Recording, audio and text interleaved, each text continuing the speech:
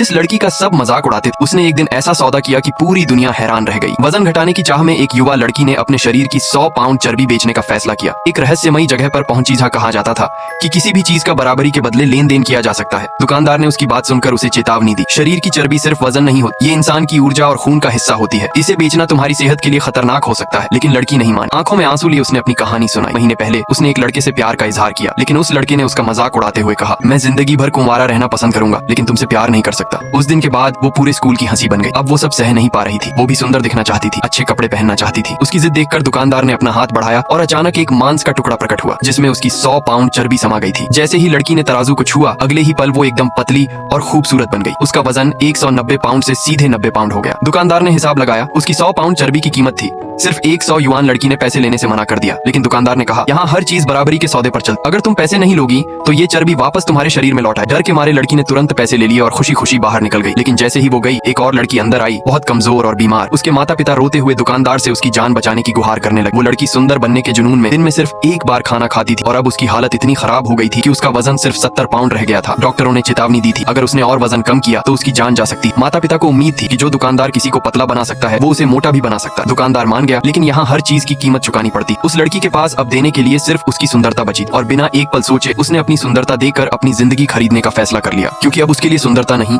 जिंदा रहना ज्यादा जरूरी था।